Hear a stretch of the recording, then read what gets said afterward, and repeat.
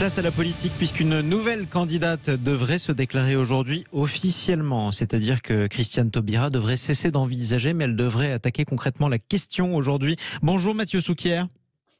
Bonjour Vous à êtes tous. expert associé à la Fondation Jean Jaurès, auteur de ce livre 2022, La flambée populiste. C'est coécrit avec Damien Fleureau aux éditions Plomb. Christiane Taubira qui devrait annoncer officiellement aujourd'hui sa candidature en passant par la primaire populaire. D'abord, qu'est-ce que c'est que cette primaire populaire ? Alors, c'est pas inintéressant cette primaire populaire. Ça dit que même si les grands partis ont cherché cette fois-ci à évacuer le principe de la primaire, on se souvient qu'encore une fois, Benoît Hamon et François Fillon avaient été désignés dans le cadre de très larges consultations citoyennes il y a 5 ans, avec plusieurs millions de participants à chaque fois.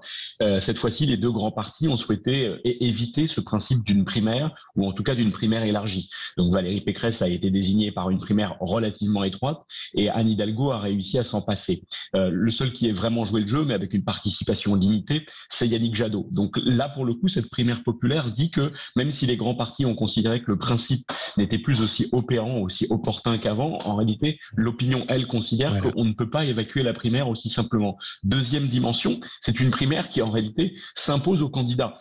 Les précédentes primaires étaient organisées par les partis avec l'accord d'un certain nombre de candidats qui en étaient des participants désignés. Là, c'est différent. La primaire, elle fonctionne un peu comme les sondages. Les hommes ou femmes politiques qui prétendent participer à la campagne présidentielle ne peuvent pas s'affranchir des sondages. Il y a des sondages qui leur tombent dessus tous les jours ou presque, et ils en subissent les résultats. Là, d'une certaine façon, la primaire, encore une fois, elle s'impose à tous les candidats qu'ils le souhaitent ou non. C'est ça qui est assez... Donc il y a des candidats qui n'ont même pas demandé d'ailleurs à s'y présenter à cette primaire populaire. Ça, c'est intéressant. Mais du coup, ce qui est intéressant aussi, c'est la pression qui est mise sur les candidats qui ne veulent pas y passer. Prenons par exemple la candidate socialiste Anne Hidalgo. Hier, le maire de Marseille, Benoît Payan, a annoncé qu'il ne la soutiendrait que si elle passait par cette primaire populaire, justement. Est-ce qu'elle est à nouveau sous pression ? Alors, effectivement, j'y ajoute un élément, pour vos auditeurs, sur la primaire populaire en question. Le principe des primaires, c'est de voter comme à l'élection présidentielle pour une personne. Le principe de la primaire populaire, la méthode retenue ici est un peu différente. On ne désigne pas une personne, on fait un classement. Du coup, le résultat de cette primaire est censé désigner la personnalité non seulement la mieux placée, mais la plus consensuelle, celle qui a la plus grande force de rassemblement. Alors là, évidemment, Hidalgo est pour partie coincée. Alors encore une fois, la pression qui s'exerce sur elle tient pour partie aux tergiversations qui ont été les siennes depuis quelques semaines autour de cette notion de primaire populaire. J'y vais pas, avec le soutien du Parti socialiste qui a mobilisé ses propres électeurs et ses propres sympathisants pour qu'ils s'y inscrivent, puisque le principe de cette primaire populaire, c'est qu'ils participeront ceux qui se seront inscrits. Or aujourd'hui, on voit bien que le nombre d'inscrits est autour de 120 000, ce qui reste relativement faible par rapport aux quelques millions que j'évoquais tout à l'heure. Oui, ce qui est vrai, c'est que effectivement, Anne Hidalgo, alors que sa désignation n'avait subi aucune contestation de la part du Parti socialiste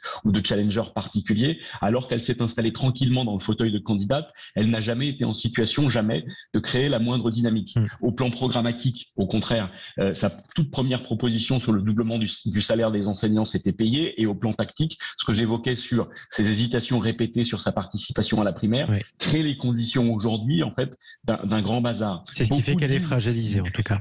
Oui, beaucoup disent, de toute façon, ce principe de primaire, ce processus de primaire est mort, car tout cela arrive trop tard. C'est un argument utilisé par ceux qui ne veulent pas s'y inscrire eux-mêmes.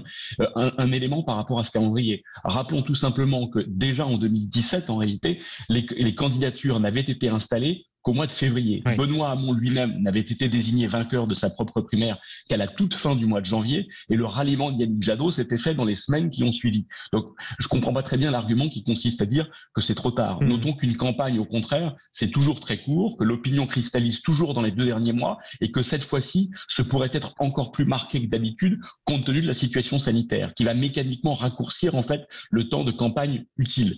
Donc, l'argument sur le timing ne me paraît pas opérant. Un mot sur Christiane Taubira, qui, je le rappelle, devrait annoncer aujourd'hui officiellement sa candidature en passant par la primaire populaire. Dans notre rolling IFOP fiducial pour Sud Radio, elle est donnée à moins de 5% si elle se présente, Christiane Taubira. Est-ce que c'est déjà un flop ?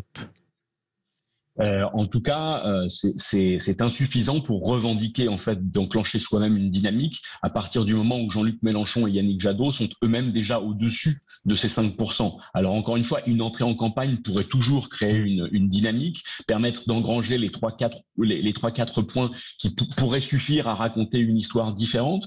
Il est sûr que Christiane Taubira est une figure importante à gauche, puisqu'elle a été une ministre du quinquennat Hollande qui a incarné une grande mesure de ce quinquennat Hollande. Le mariage pour tous. Pour le reste, absolument, c'est une personne qui a un profil extrêmement clivant. C'est une personne qui est seule, en tout cas qui est peu entourée à ce stade.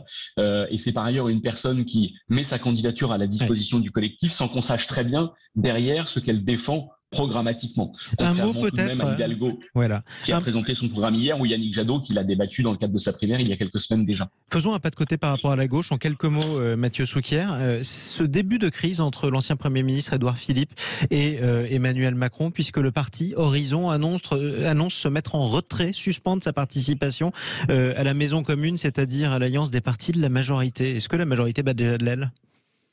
Alors, je ne sais pas si elle bat de l'aile, elle rencontre assurément une difficulté. On raconte depuis des mois et des mois que Emmanuel Macron est le finaliste garanti de cette élection présidentielle, voire même qu'il en est le probable vainqueur. En réalité, la situation économique, sociale et démocratique rend les choses beaucoup plus incertaines qu'on ne veut bien le dire. Et y compris Emmanuel Macron, en dépit de l'avance qu'il peut enregistrer aujourd'hui dans les sondages, n'a aucune raison de considérer qu'il est aujourd'hui réélu. Oui. C'est tout à fait le contraire. D'abord, en règle générale, la finale du mois de janvier dans les sondages est rarement la finale de l'élection présidentielle au mois d'avril. Ça, on l'a toujours observé. Et par ailleurs, il y a très clairement des faiblesses dans la situation politique d'Emmanuel Macron. En dépit de l'avance qui est la sienne, il peut tout à fait décrocher légèrement, et quand on décroche légèrement, même si on est le vainqueur au départ, c'est toute une dynamique et encore une fois un récit de campagne qui s'orchestre. On parlait de la candidature de Christiane Taubira qui rappelle la présidentielle de 2002. Souvenons-nous qu'en 2002, Lionel Jospin est le grand favori de l'élection présidentielle, qu'il sort d'un quinquennat où l'opinion majoritaire considère que son bilan est plutôt bon, et par une très mauvaise dynamique de campagne et un certain nombre de bourdes, de boulettes, qui ne sont pas sans rappeler celles du président Macron la semaine dernière dans le Parisien, l'ont ensuite fait dévisser et ont abouti à ce qu'il ne soit même pas au deuxième tour. Et c'est ainsi d'ailleurs qu'on se souvient encore de la date de ce premier tour des élections. C'était le 21 avril 2002, tant la surprise était forte. Merci beaucoup Mathieu Souquier.